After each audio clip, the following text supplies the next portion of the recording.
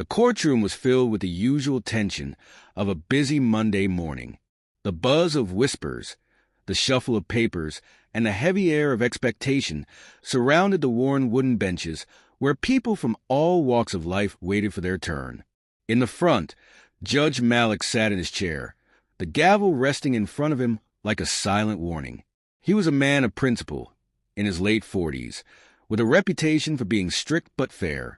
His face was a mask of experience, no emotions showing as he prepared to hear yet another case. A small-town dispute that would mean very little to the world, but everything to those involved. Hassan, the accused, stood at the center of the room, his shoulders slightly slumped under the weight of a life that had never been kind to him. His hands were calloused from years of hard labor, and his clothes were worn but clean, his eyes tired but determined. The courtroom seemed to close in around him, the echoes of judgment already hanging in the air. Hassan knew this day would not be an easy one, but he never imagined it would change everything he thought he knew about justice. As the judge raised his gavel, the fate of this quiet, humble man was about to be sealed. Yet neither man knew the truth that was about to be revealed, one that would shatter their perceptions of each other and of justice itself. The small-town courtroom buzzed with quiet murmurs, the sounds of papers shuffling and the shuffle of feet as people took their seats. It was a typical Monday morning. The sun had barely risen, casting a soft glow through the tall windows, but the energy in the room was already palpable. A mixture of frustration, hope, and fear filled the air, as those who had come for their day in court waited for their cases to be heard. The room smelled faintly of old wood and the dust that clung to the pages of the many legal books lined up on the shelves. At the far end of the room, sitting on a high wooden bench, was Judge Malik, a man in his late 40s, with a stern expression that seemed to speak of years of experience. He looked every bit the part of a man who had spent decades in the service of the law. His black robe swayed slightly as he shifted in his chair, his gaze steady as he glanced over the next case in front of him. There was a quiet authority in his posture. He was known for his fairness, but also for his strictness. He had little patience for those who didn't respect the rules. His job was simple: to uphold the law, no matter what. Judge Malik believed deeply in justice and in the power of the law to maintain order. His life was a testament to his unwavering commitment to that belief. He had worked his way up from a humble background, studying late into the night to become a lawyer and eventually a judge. The weight of his decisions was never lost on him, but he had always trusted that his understanding of the law would guide him in making the right choices. It wasn't personal. It was about the law, the rules, the facts, nothing more, nothing less. The next case to be called was that of Hassan, a man in his 30s who was standing quietly in the defendant's box. The judge didn't know much about him yet, but the appearance alone was enough for him to make an assumption. Hassan was a man of humble means, someone whose life had been shaped by hardship. His clothes were simple, unimpressive even, a faded shirt and a pair of worn trousers that clearly spoke of someone who worked hard for a living, likely as a laborer or in some manual job. His face, though, told a different story. His eyes were tired, and his shoulders hunched slightly, as if carrying the weight of the world on his back. Yet there was a quiet dignity in him, an unspoken strength that didn't match the outward appearance of someone who was poor. As Hassan stood there in the defendant's box, he looked around the room, unsure of what to expect. He had heard the whispers of others in the town, rumors about the judge, about how strict he was, how he didn't tolerate anyone who didn't follow the rules. Hassan had never been in court before. He wasn't a criminal. He was just a man who had made a mistake he didn't have the means to fix. But what choice did he have? His case had come before Judge Malik, and there was nothing he could do about it. The judge's eyes shifted from the paperwork in front of him to Hassan. He couldn't help but notice the man's tired face, the way his hands were clasped tightly in front of him, as if trying to find strength in his own grip.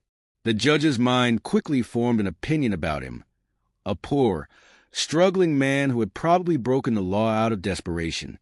In Judge Malik's world, rules were rules and no one was above them. Hassan would be no different. But what neither the judge nor Hassan knew in that moment was that this court case, this seemingly small event, would lead to a series of events that would shatter their assumptions, change their lives, and forever alter the way they understood justice.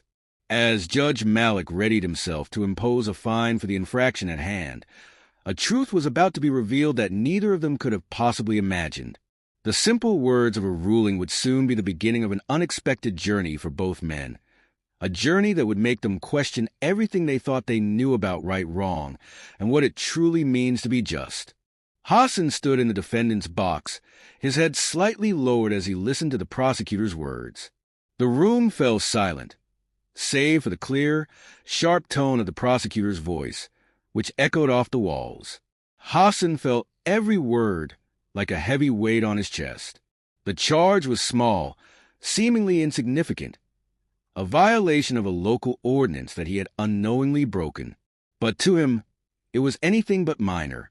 He had never been in a courtroom before, and the unfamiliar surroundings only heightened his sense of dread. "Mr. Hassan," the prosecutor began, pointing a finger at him as if accusing him of far worse than what he had done, "you are here today because you were caught taking an item from the local market without paying for it. This act, while minor in nature, is still a violation of the law. It's theft, plain and simple." Hassan flinched, his throat tightening. The accusation was true, but the context was everything. He hadn't stolen out of malice or greed. He had only taken a loaf of bread and a bottle of milk. It had been late in the evening, and his hunger had overcome him. His pockets were empty, his hands rough and cracked from hard labor, and the small, meager wages he earned each week never seemed to stretch far enough. He had no money for food that night, no way to feed his sick child. So, in a desperate moment, he had taken the small items, intending to pay for them later when he had the means. But now, here he was, standing before Judge Malik, who was ready to hear the case and pass judgment. As the prosecutor continued to outline the details of the case, Hassan tried to steady himself, fighting back the anxiety that threatened to consume him. He couldn't afford to let fear show. His mind raced as he thought about the consequences.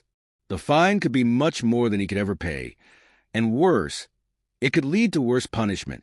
He didn't even have enough money to feed his family for the week, let alone pay a fine he had no way of affording. The room's attention turned to Judge Malik, whose gaze was fixed on the papers in front of him. Judge Malik, who had seen hundreds of cases like this one. Cases where poor people, desperate for survival, found themselves on the wrong side of the law. It was always the same. The rich could afford their mistakes. The poor had to pay the price. Hassan watched the judge closely as he leaned back in his chair, his expression unreadable. The judge had not even looked up when the prosecutor finished, and it seemed that Hassan's fate had already been sealed in the eyes of the court. His heart pounded in his chest as the silence lingered, but he didn't dare speak. He couldn't afford to offend the judge or say anything that might make his situation worse. Judge Malik finally lifted his eyes, his gaze sweeping over the room before coming to rest on Hassan. His voice was firm, unwavering, as he spoke. "Mr. Hassan, you are accused of theft. The evidence is clear. You took something without paying, and the law has a price for such actions. I must remind you that no one is above the law, no matter their circumstances." Hassan's stomach twisted as the words echoed in his mind. The judge had already made up his mind. There was no room for mercy, no consideration of the circumstances. The law was the law, and that was all that mattered. "Given the nature of the crime, I hereby impose a fine of 5,000 rupees, Judge Malik continued, his tone as cold and detached as ever. The gavel struck the desk, and the sound resonated through the room, making Hassan flinch. 5,000 rupees. The sum felt like a mountain to Hassan, one he could never hope to climb. He had no savings, no safety net. His entire week's earnings barely covered the basics, food, rent, and the medical expenses for his ailing mother. He felt his face flush with shame as the weight of the fine sank in. He had heard of people losing their homes or facing worse punishments over such fines, but for him, it felt like a death sentence. The courtroom remained silent, but Hassan's mind was in turmoil. How could he pay this? His eyes glanced nervously toward the floor as his hands tightened into fists. Anger rose within him, but it was a silent anger, one that he could not afford to express. He knew the judge had no understanding of his circumstances. To Judge Malik, Hassan was just another defendant in a long line of cases. He was nothing more than a number, an incident to be processed, judged, and moved on from. Hassan could see it in the judge's eyes, a quiet, impersonal detachment. In that moment, Hassan realized that he was invisible to the system. His struggles, his desperation, his pain, they meant nothing in this room. The law, the system, they didn't care about the reasons behind his actions. It was all about the facts, the rules, and the penalty. His life was simply a series of mistakes and infractions, and no amount of explanation or context could change that. He looked up at Judge Malik, his heart heavy with the realization that there was no justice for him here. The judge was not interested in understanding, in offering compassion. He was simply doing his job, deciding what the punishment would be and moving on. And Hassan would pay the price. The anger that had begun to boil within him was now buried deep. He couldn't afford to show it. He couldn't afford to argue or challenge the decision. He had learned long ago that people like him had no voice, no power. All he could do was accept the judgment and move on. With a heavy sigh, Hassan stepped forward, his shoulders slumped, and he spoke in a voice barely above a whisper. "Your Honor, I accept the fine. I will pay it. When I can—" The words hung in the air, and the judge nodded curtly, signaling the end of the hearing. As Hassan left the courtroom, the weight of the fine settled on his shoulders. But even heavier was the realization that his fate, his future, was not in his own hands. It was in the hands of a system that didn't care for him or anyone like him. Judge Malik watched Hassan leave the courtroom, his face unreadable, his thoughts already shifting to the next case. But somewhere, buried deep within him, a tiny seed of doubt began to grow. Could things have been different? Would he have made the same decision if he knew the whole story? He didn't have the answers, but the question lingered in his mind as he called the next case. After the court case, Hassan trudged back to his small, modest home at the edge of town. The weight of the fine that Judge Malik had imposed still pressed heavily on him, but it was nothing compared to the weight of his daily struggles. His house was little more than a single room with a thatched roof and creaky wooden walls. It had seen better days, but it was still a shelter, and in Hassan's world, that was enough. The faint smell of wood smoke hung in the air, mingling with the scent of earth and sweat. As he entered, Hassan's eyes softened when he saw his daughter, Noor, sitting quietly on a worn-out blanket in the corner of the room. She was only 5, but her condition made her look far more fragile than her age suggested. The child's pale face and distant eyes told a story of sickness that Hassan could never bring himself to speak of. Noor had been unwell for months, suffering from a persistent cough that kept her awake at night. Her condition was worsening, but Hassan had no money for medicine, let alone the medical care she needed. Every day, he watched as she grew weaker, her once bright spirit dimming with each passing hour. "Papa," Noor whispered as she looked up, her voice weak but full of warmth. "Will you bring me some fruit today?" Hassan smiled softly, though his heart ached at her request. The promise of fruit, a simple pleasure that most children took for granted, was beyond his reach. But he had learned to lie with kindness, and so he answered, "Of course, Noor. I'll bring you some tomorrow. You'll see." As he spoke, Hassan could feel the gnawing hunger in his own stomach. His body was used to hunger. Years of hard labor had built up a tolerance to it. But seeing Noor's innocent eyes made the weight of his own sacrifice all the harder. He would go without, as he always did, but what hurt him the most was a helplessness that gnawed at him. He could only do so much. His pride, his dignity, and his love for Noor were all that kept him going, but even those sometimes seemed not enough. Despite his mounting debts, his sick child, and his exhausting work, Hassan refused to beg. It was the one thing he could control, the one thing that made him feel like a man of worth. He had seen too many others in the town resort to begging, and while he understood their desperation, he could never bring himself to do the same. His pride was too strong. Even if it meant going without food, even if it meant sacrificing his own health for his daughter's sake, he would not beg for charity. His father had always taught him that a man's dignity was his greatest asset, and that lesson had stayed with him throughout his life. No matter how hard things got, he would never let that dignity slip away. Every morning, Hassan rose before dawn. The cold, damp air of the early hours stung his face as he made his way to the nearby fields, where he worked as a laborer. The work was grueling, digging, planting, hauling, and it paid barely enough to cover the most basic expenses. But it was all he had. He would labor for hours under the harsh sun, his back aching from the weight of the work, and then return home to face the same struggles he had faced the day before. There was no break, no respite from the endless cycle of exhaustion. Yet, somehow, he carried on. There were days when Hassan thought he couldn't go on any longer. There were moments when he wondered if he would wake up the next morning, if his body would be able to withstand the strain. But even in those moments of weakness, his mind would shift to Noor. Her face, so fragile yet so full of life, was all the motivation he needed. As long as she needed him, he would keep going. For her, he would endure whatever it took. One evening, as Hassan sat by the dim firelight in his small home, he couldn't help but think of the trial.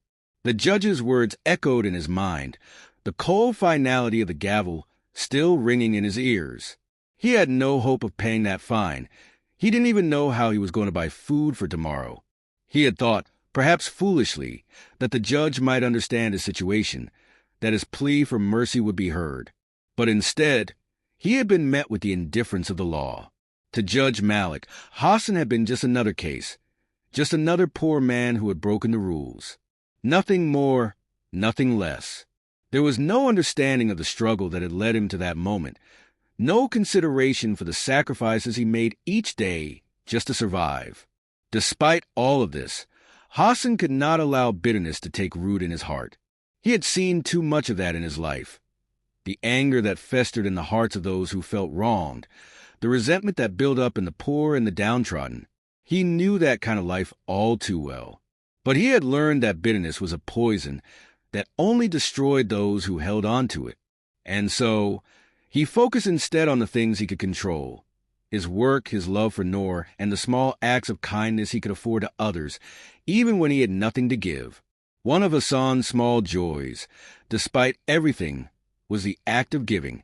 On his way back from the fields, he often passed by the old woman who lived at the edge of the village. She was a widow, poor like him, and always sitting outside her crumbling home, looking lonely and sad. Hassan would stop by, offering her whatever he could spare, a bit of bread, a handful of vegetables, or sometimes just a few minutes of his time. He had learned from his father that kindness was something that could not be measured in wealth or possessions, but in the love and empathy we gave to others. It was in these small, quiet moments that Hassan found solace. As the days went by, the pain of the court ruling began to fade into the background of his daily struggles. But something inside him shifted. There was a quiet determination building within him, a quiet anger that had begun to simmer beneath the surface. Hassan would not let his life be defined by the circumstances that surrounded him. He refused to let the injustices he faced break his spirit. Even as his body grew weaker and his daughter's illness continued to drain him, Hassan clung to the belief that he could still make a difference, not just in his life, but in the lives of others. It was this belief, this quiet strength, that made Hassan someone worth remembering. Though he had little, he gave all that he could, and in doing so, he held on to the one thing no one could take from him: his dignity. The reader, too, begins to feel the depth of Hassan's sacrifices, the toll of his struggle, the love he has for his daughter, and the kindness he extends to others despite his own suffering. His story is one of resilience, of holding on to one's humanity, even when the world seems to have forgotten you. And in that, there is something undeniably powerful. After a long, exhausting day in court, Judge Malik stepped out of the courtroom and into the cool evening air. The sun had dipped behind the horizon, casting long shadows across the quiet town, and the streets were beginning to empty, save for a few people hurriedly heading home from work. The weight of the day lingered in his bones as he made his way toward his car. Another round of cases had passed, another batch of decisions made, all in the name of justice. But as he drove through the narrow streets, a subtle feeling of unease gnawed at him. As a judge, Malik had learned to compartmentalize his emotions. He had spent years developing the skill of maintaining a professional distance, keeping his personal feelings separate from the work he did. The law, in his eyes, was an impersonal thing, an unyielding set of rules that existed to bring order and fairness to a world that, without it, would be chaos. The law wasn't meant to be swayed by pity, circumstance, or personal stories. The law was the law, and it must be upheld no matter the situation. Yet, as he sat behind the wheel of his car, Malik's thoughts began to drift back to Hassan, the man who had stood before him earlier that day. His face lingered in his mind, that quiet dignity in his eyes, the way he had accepted his fate without protest. For a brief moment, the judge felt a twinge of something unfamiliar, a flicker of doubt. Was the fine he had imposed too harsh? The thought made him uncomfortable. He quickly dismissed it, brushing it aside with the steady resolve that had guided him throughout his career. After all, he had followed the law. Hassan had stolen, whether out of necessity or desperation, and the law required punishment for theft. There was no room for compassion in such matters, especially for someone who had broken the rules. The law is the law, Malik muttered under his breath as he steered the car down the empty road. It was a mantra he had repeated to himself countless times over the years. It was a simple phrase that had helped him navigate the complexities of his job, the complexities of human nature. In the courtroom, emotions had no place. There was only the law, the rules, and the consequences. But as the evening stretched on, the phrase felt less comforting than it usually did. He pulled up to his modest home, a house that was just as plain and ordinary as the rest of the neighborhood. It was a home he had worked hard for, a place where he could retreat from the demands of his job. But tonight, it felt empty, like a shell that held little meaning anymore. The weight of the day lingered in his chest as he entered the house, his footsteps echoing in the quiet hallway. Malik's wife, Sarah, was sitting on the couch, flipping through a magazine, her face absent as she looked over the pages. She didn't look up when he entered, and that silence between them was more deafening than any conversation could have been. It had been that way for months now, years perhaps. They had drifted apart, their lives pulling them in different directions. The emotional distance between them was now a chasm, one that neither seemed willing to cross. "How was your day?" Sarah asked, her voice flat and distant. "It was fine," Malik replied, his tone curt. He knew better than to elaborate. The question was more of a formality than a genuine inquiry. She didn't want to hear about his day any more than he wanted to talk about it. He made his way into the kitchen, feeling the weight of his own exhaustion settle over him. His fingers fumbled as he poured himself a glass of water, trying to shake off the feeling that had been creeping over him ever since the court hearing. He couldn't stop thinking about Hassan's face. The man's quiet acceptance, the way he had stood there, shoulders hunched but unbroken. Something about Hassan had struck a chord in him, a chord that Malik couldn't quite understand. In all his years as a judge, he had seen many defendants. Many of them had been poor, desperate, or struggling. But Hassan was different. There had been a certain dignity about him, something that went beyond the usual hopelessness of those who came to court. Malik hadn't seen that kind of quiet strength in a long time. He leaned against the counter, deep in thought. It wasn't just the case that bothered him. It was the way he had judged it. Had he been too quick to impose that fine? Had he been too rigid, too unyielding? He had followed the rules, yes, but in doing so, had he ignored something deeper? What about the man's circumstances? What about the hunger, the sickness of his daughter, the desperate measures he had taken to survive? But no, Malik thought to himself, shaking his head. He couldn't afford to think that way. If he allowed emotion to cloud his judgment, he would no longer be fit to serve as a judge. The law had to be impartial. He had seen firsthand how a lack of structure could lead to chaos and suffering. He couldn't allow the floodgates of sympathy to open. Once he did that, where would it end? The law was a law. And yet, as he stood there, the sharpness of his own thoughts began to dull. There was something in him that ached, something he couldn't explain. In his mind, he kept seeing Hassan's face, that quiet acceptance of the fate he had been given. It was as if the man had already resigned himself to a life of struggle, without hope of change. Hassan had taken the fine with dignity, but what did it matter? Hassan had no way of paying it. And for what? A loaf of bread? A bottle of milk? Malik's gaze fell on his own reflection in the kitchen window. The lines on his face, the slight graying of his hair, the weary eyes that stared back at him. It wasn't the face of a young man who had once been full of idealism. It was the face of someone who had seen too much, someone who had become numb to the injustices of the world.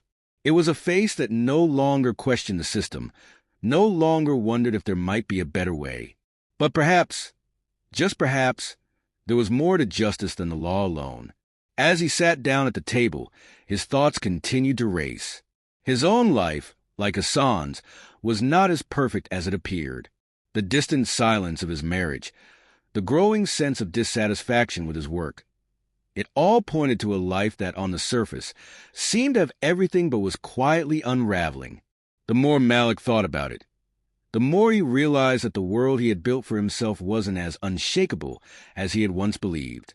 Just like the people he judged, he, too, was vulnerable.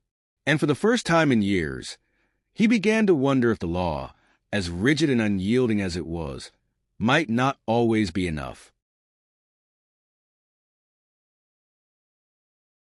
It was an ordinary Tuesday morning when the truth about Hassan came to light, a truth that would forever change the way Judge Malik saw both the world and his own role within it. The revelation came in the most unexpected way, setting in motion a series of events that would unravel the judge's perception of Hassan and ultimately of himself. It all began with a phone call to Judge Malik's chambers. The voice on the other end was familiar but distant, a voice that had not reached his ears in years. "Judge Malik, this is Inspector Rahim. We need to speak with you. It's about the case you presided over yesterday, the one involving the man named Hassan." Malik's mind immediately raced to the trial. Hassan's face, his quiet dignity, his resigned acceptance of the punishment. It had all stayed with him in the days that followed. At first, he had felt a sense of closure, knowing that justice had been done, but now something about the call made him uneasy. "What about him?" Malik replied, his voice steady, but his mind turning over the possibilities. "There's something you should know, something we've recently discovered.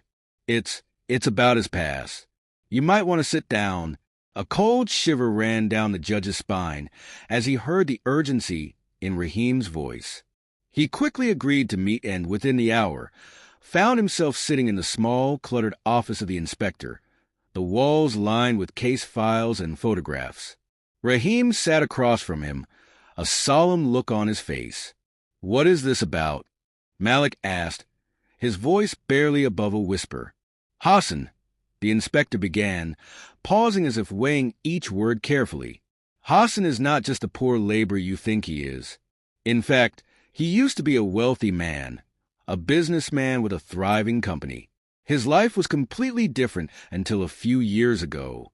The judge sat up straighter, shock flickering across his features. He had never suspected that Hassan had any background other than the simple, destitute life he had presented. His image of Hassan had always been one of someone struggling to survive, someone barely scraping by. The notion that this man had once been wealthy was almost inconceivable. "Are you telling me that he's a fraud?" Malik asked, his voice growing more skeptical. "That he pretended to be poor?" "No," Rahim said quickly, shaking his head. "It's not like that at all. Hassan didn't choose to lose everything. He didn't fake it. There was a tragedy, A terrible accident. Rahim then explained the circumstances. Several years ago, Hassan had been a successful entrepreneur, a man with a beautiful family and a prosperous business. Everything seemed perfect until a devastating accident changed everything. Hassan's wife and child had died in a car crash, a crash that also resulted in the destruction of his business. In a matter of months, Hassan's world had crumbled around him.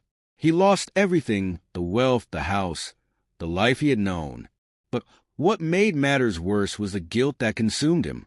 Hassan had been driving that day. He had been the one behind the wheel.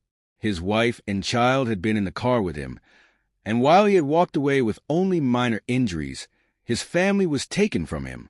The trauma of that loss weighed on him every single day, but it was the guilt, the unbearable weight of knowing that he had caused it, that drove him to retreat into obscurity.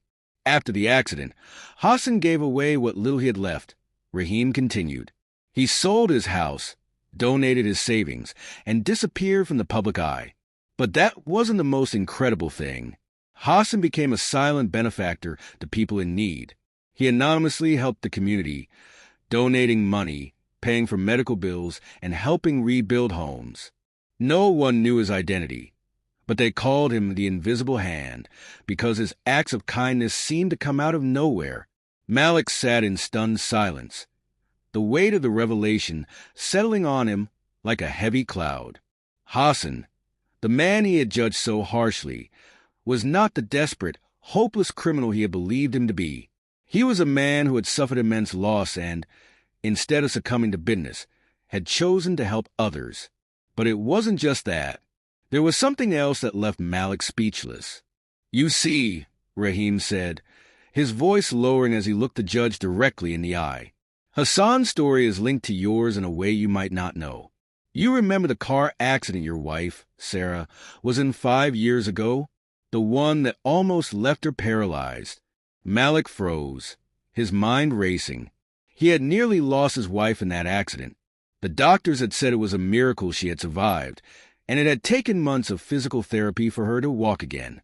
The pain of that time still haunted him, the fear that he might lose her eating away at him. That accident, Malik said slowly, almost afraid to hear what was coming next. "Hassan," Rahim said, his voice heavy with significance, "was the one who saved your wife that day. He was the one who called the ambulance, the one who helped her out of the wreckage. He stayed with her until help arrived, and he made sure she got the medical attention she needed. No one knew, but Hassan was there, acting without hesitation. He saved her life." The words hit Malik like a thunderclap, and for a moment he couldn't breathe. He had never known that Hassan had been the one to save his wife. He had never known that the man who had quietly suffered through his own personal hell had been the very person to help him when he needed it most. A mix of guilt, gratitude, and disbelief swirled in the judge's heart. The same man he had fined so harshly, the man he had seen as nothing more than a criminal, had been the one to save his family. And now, in his time of need, Hassan had once again shown mercy, accepting the punishment without a word of protest. In that moment, Judge Malik understood something he had never understood before. Justice wasn't just about upholding the law. It was about understanding the people before you, seeing them for who they truly were, not just for the mistakes they made. Hassan had not just been a defendant in his courtroom. He had been a silent hero, a man whose actions had forever changed the course of his life, and in ways Malik could never have imagined, had changed his as well. The truth had unveiled itself in a way that neither man could have foreseen. And as Malik sat there, lost in thought, he knew that his view of justice would never be the same again. The truth about Hassan weighed heavily on Judge Malik's heart as he drove home that evening.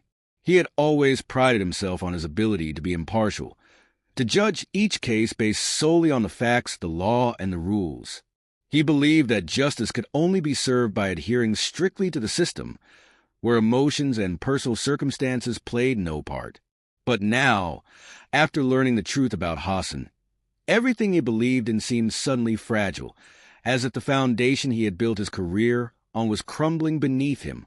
As Malik sat in his car, The events of the day replayed in his mind, the image of Hassan accepting his fate in the courtroom, his quiet dignity, and his willingness to suffer without protest.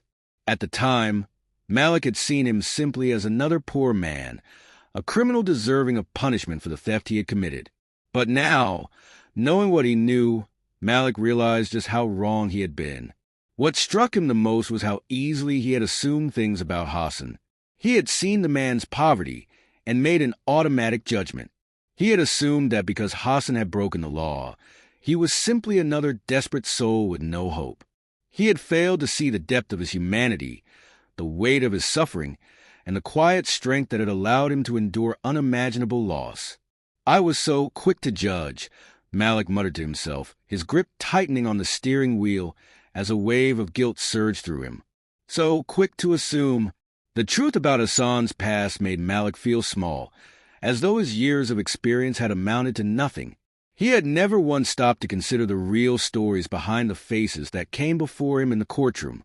He had never paused to wonder what they had been through, what hardships they might have faced, or what had led them to make the choices they did. Instead, he had relied on his rigid understanding of the law, believing that the rules were enough to deliver true justice. But the more Malik thought about it, the more he realized that the law, by itself, was not enough. Hassan's life had shown him that. The law had punished Hassan for an act of desperation, but it had not taken into account the years of pain, loss, and guilt that had shaped his actions. It had ignored the silent sacrifices Hassan had made to help others, to rebuild a life that had been shattered by tragedy. How could a system that failed to see the full picture ever truly deliver justice? Malik's mind wandered back to the moment in the courtroom when he had handed down the fine to Hassan. The man had accepted it without a word, his face expressionless, his shoulders stooped. At the time, Malik had assumed Hassan's silence was one of guilt. Now, he realized it had been one of resignation. Hassan knew what he had done, but he also understood the rules. He had accepted the punishment, not because he believed it was right, but because he knew he could not change the outcome. He had accepted it with a quiet dignity that Malik now saw as a reflection of his true character. The guilt that gnawed at the judge intensified as he thought about his own life. In his pursuit of upholding the law, he had distanced himself from the very people he was meant to serve. He had built walls around himself, walls that prevented him from seeing people as more than just cases.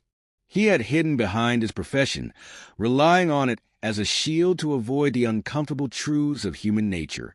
But now, as he sat in his car, his mind heavy with self-reflection, Malik understood that he could no longer continue in the same way. He had to change. He had to see beyond the surface, beyond the poverty or wealth, beyond the crime or innocence. He had to look deeper, to see the circumstances that led people to make the choices they did. He had to embrace the humanity in every case, to understand that every person who came before him had a story that deserved to be heard. By the time Malik reached home, he was no longer the same man who had left for work that morning. The weight of his realizations had shifted something inside him. He walked into his house, his shoulders slumped, but his mind more alert than it had been in years. The quiet house, once a source of irritation and loneliness, now felt like a place of reckoning, a space for change. Sarah was sitting at the kitchen table, flipping through a magazine, the soft hum of the refrigerator the only sound in the room. She looked up as Malik entered, her eyes briefly meeting his before quickly diverting. She had long since grown used to his silence, his emotional distance. But today, something was different. There was a vulnerability in his eyes that she hadn't seen in years. It made her pause, made her wonder what was going on inside his head. "You're quiet tonight," she said, her voice soft but distant. Malik took a deep breath, the weight of his thoughts pressing on his chest. He was not sure how to begin, how to explain the journey he had just gone through. But somehow, he felt the need to share, to open up in a way he hadn't in a long time. "I made a mistake today, Sarah," he said, his voice shaky. "I was so focused on the law, so focused on following the rules, that I lost sight of what really matters." Sarah put the magazine down, her gaze fixed on him now. Her curiosity piqued. "What do you mean?" "I judged a man today," Malik continued, his voice full of regret. "But I didn't see him for who he truly was. I saw him as just another criminal, another case to close, but I didn't understand his story. I didn't understand the pain he's been through, the sacrifices he's made." Sarah's brow furrowed, unsure of where this conversation was going. "But you're a judge, Malik. That's your job. You follow the law." "I know," he said, his voice low. "But I've been so focused on the law that I forgot what it's really for. The law is supposed to bring justice, but justice isn't just about rules. It's about understanding, compassion, and seeing people for who they really are." As he spoke, Malik felt a sense of clarity he hadn't felt in years. The change in his perspective was profound. He knew that he could no longer view the people who came before him as mere cases. He had to see them as human beings, each with their own history, their own struggles, and their own reasons for their actions. That night, as he lay in bed, Malik closed his eyes, his thoughts still swirling with the lessons he had learned. The law would always have its place, but it could never be the whole story. He now understood that true justice was not just about punishing the guilty. It was about understanding the heart of the matter, the heart of the people involved. And with that understanding, he could begin to change how he saw the world and how he saw himself as a judge. The days following Judge Malik's emotional reckoning were filled with unease and reflection. It was a rare thing for a man of his stature to feel uncertainty about his decisions, but in Hassan's case, the truth had changed everything. Malik couldn't simply let it go. He couldn't walk away from the reality of what had happened without at least trying to make things right. The burden of guilt was too heavy, the weight of his actions too overwhelming. He needed to address it. The judge had already decided he couldn't let the injustice stand. But what would he do to fix it? The courtroom was a place of power, but also of rules, and any action he took would have to be both meaningful and within the confines of the law. He knew it would be impossible to undo the fine entirely. It had been imposed by the system, after all, but perhaps he could lessen it. And perhaps, if the opportunity presented itself, he could offer a public apology to Hassan, acknowledging the error in his judgment. The more he thought about it, the more determined he became. He would not allow his pride to stand in the way of righting his wrongs. On the following Monday, Malik called for Hassan to appear in court again. He knew it would be uncomfortable, both for himself and for the man he had wronged. But it was the only step he could take. Hassan, wearing his usual worn but dignified attire, entered the courtroom with a stoic expression, as if he had already resigned himself to the process. He did not know what had prompted the judge to summon him back, but he was prepared to face whatever decision Malik had made. He was used to being judged, used to accepting whatever life handed him. He had learned long ago not to expect kindness, not to expect fairness. Yet, there was something about this moment that felt different. When Hassan stood before the judge once again, Malik's eyes met his, and for a moment, it felt as though time had stopped. Hassan had no idea why he was there, but Malik could feel his own nervousness rising, the weight of the apology he was about to give pressing down on him. "Hassan," Judge Malik began, his voice softer than usual, "I called you here today because I owe you an apology. The decision I made in your case was wrong. I judged you too quickly, without understanding your situation, and I failed to see the person standing before me. I made assumptions based on your appearance, your financial status, and I let that cloud my judgment." Hassan stood motionless, his face betraying no emotion, though his eyes were focused intently on the judge. For a moment he said nothing. The room was eerily silent, only the faint rustle of paper on the desk breaking the stillness. I was wrong to impose such a steep fine," Malik continued, his voice now filled with regret. "I understand now that it was unfair, given your circumstances, and I have decided to reduce the fine. In addition, I would like to publicly acknowledge my mistake, not just as a judge, but as a person. I failed to understand you, and for that, I am truly sorry."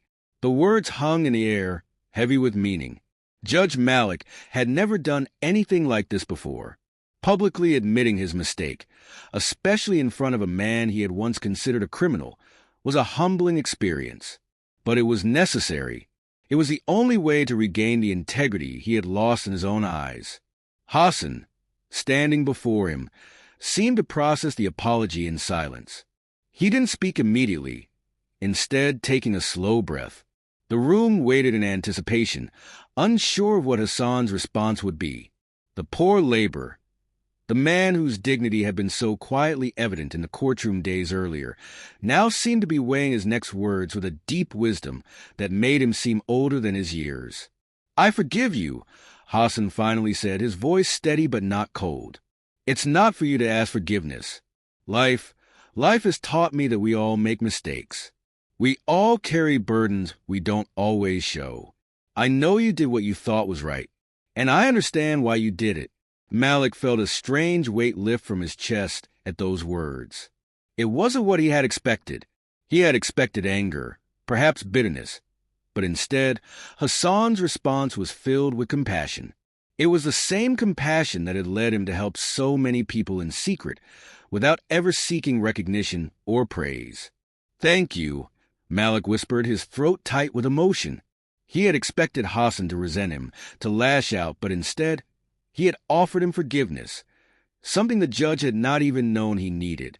The room fell into another brief silence, but this time it was a peaceful one.